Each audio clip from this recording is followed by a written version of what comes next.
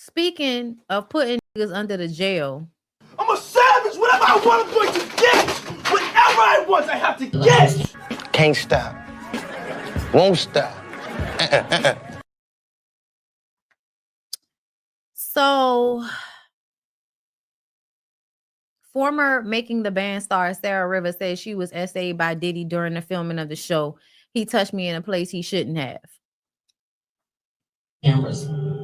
Because after that one incident, which was very inappropriate. What happened? As much as you're comfortable to talk about. Well, the incident, basically, I was by myself. And I was, this was hard to talk about. Like, about this.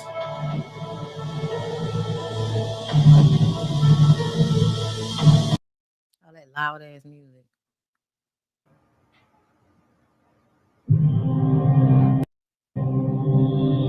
Well, the incident, basically, I was by myself. And I was, well, he touched me in a place that he shouldn't have. That was inappropriate. And I felt, I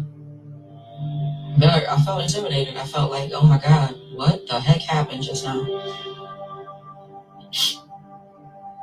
I'm definitely nervous. Because like I said, I haven't said anything for so long. And it's built up. It's been 20 years of going through my mind. Like, this has happened, that's happened, this was stopped. Mentally, like, draining. Okay, so I need to watch the rest of this. I need to go because I got Peacock, girl. I need to watch this. I do remember her husband coming down to the set when they were taping Making the Band too, and being very forceful about being on set, and they kind of made it look like she was in some type of abusive relationship with her husband. That's how they made it seem. I believe everything that she said. I don't know why y'all would believe Dawn and not believe Sara. Like, I don't know why y'all would not believe Sara. Sara was on Making a Band at the same time as Babs Bunny and Freddie P. Chopper. Chopper was just online recently saying that yeah, whatever they say he did, that nigga did that shit because I've seen that nigga do stuff in front of me that I was not comfortable with. That was uncomfortable to my eyes, is the phrase he used. Okay. But I think it's weird when y'all think that somebody that has already done this type of thing would not do it to someone who we all know was as sought after for being beautiful as Sara was back then. To be very clear, everybody always tries to identify with the prettier girl in the group. I don't care what anybody's talking about. That is a well-known thing that happens in girl groups, right? And well, in groups, period, because it wasn't a girl group. Sara was the singer, Babs was the female rapper, but it was very obvious that Babs was gay. Like, I feel like even though Babs is the type of male identified bitch to, fuck a nigga because that's what she felt like she was supposed to be doing. But Babs was very much giving off aggression and gay as fuck even back then. Okay. Sara was really the only like feminine type eye candy. And then she was racially ambiguous with the curly hair. This is early 2000s. That is the look that is considered preferable. There's no way that he did not try her. There's no way he didn't try her. Like, there's no way. So, I mean, honestly, I wouldn't even put him past trying Babs, trying the dudes, depending on who they were. The dudes that street, probably not going to try no shit with them. But definitely the women who are already at a disadvantage and the men who you think you can punk. Yeah. Yeah. Like, I'm sorry. And then I also feel like a lot of people must not have watched Making a Band, or a lot of people who are like under the comments are too young to remember. But y'all, one of the reasons why a lot of us started not liking Diddy for real, like people who are not privy to his behavior in New York because we weren't out there, like that basketball game where all them people got killed, y'all had no idea about that shit. That was some 1991 local New York shit. People in New Orleans did not hear about that. I'm gonna just keep it a buck with y'all, okay? To me, the way he acted on that show showcased how crazy he was. People made skits about it, people joked about it. Like it was a huge thing at the time. And please ask yourself why Making the Band is not available for streaming on MTV. Why is it not available to stream? Because that shit that was cool back then, when we, because I'm gonna be real, niggas have very harsh senses of humor. The shit that black people find funny is sometimes, like, I think directly related to the laugh, gotta laugh to keep from crying. Laugh at shit that's not really funny. That's really more so fucked up. You know what I'm saying? And I feel like a lot of the stuff that happened, like, why are we laughing about this man making them walk from fucking Harlem to Queens for a sugar cookie, or not a sugar cookie getter, okay? Like y'all, I still laugh to this day. Like y'all hear, that's what I played. His intro, that can't stop, won't stop. That was the skit making fun of Diddy back in the day that Dave Chappelle did on it was Making the Band. And he's walking around on the nigga's shoulders and shit with lip gloss on, and the sugar cookie crumbs was all in the lip gloss and shit. when he was and then also at one point, if you actually go back and watch that skit, he was drugged up.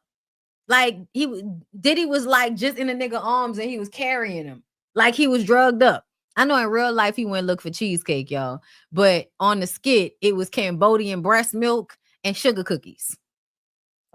Like he was terrible, y'all. Diddy was terrible. And I feel like back in the day, you used to feel like in order to get these huge opportunities, you need to let yourself be abused. I really want for y'all to recognize that as much as y'all don't, we don't want to hear it, all of that shit is directly related to slavery. Everything, all of that whole mentality of, and not just to slavery, but just to people's barbaric mindsets on how to handle each other when they're in service. Like the way he handled people is terrible. And anybody that's handling people like that is not doing that so that they can be good artists. You're doing that because you're an egomaniac and people need to bow down to you in some type of way for you to get your high off them. So to me, like, I really, I feel like at the end of the day, Sara is definitely telling the truth. And the people in the comments that's acting like, this could possibly be a lie, you ain't never watched that fucking show. You have never watched that show.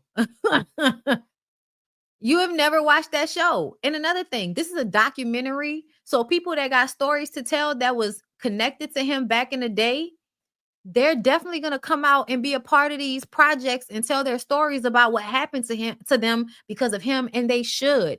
Everything that nigga did to somebody, especially like the people that we know are telling the truth. I'm not talking about all the people that are just making shit up so that they can try to get a check from a nigga they're not going to be able to get a check from. But that's why I believe a lot of these stories are probably more true than everybody wants to believe. And it's because, first of all, it's an obvious pattern of behavior with Diddy. And then also on top of that, I feel like we were really letting a lot of things slide back in the day. So it makes sense that it would be so many people at this point that have something to say, because we really saw this type of abuse and thought it was okay. Like we really thought that, it was okay to disrespecting people the way he did so that they could get that opportunity. Now, only in 2025 do we be like, man, I ain't doing all that shit. I don't give a fuck what you talking about. You wilding. Like you doing too much. I am not a slave, Damon. Okay? You can only watch the full episode of Making a Band on YouTube. Bruh.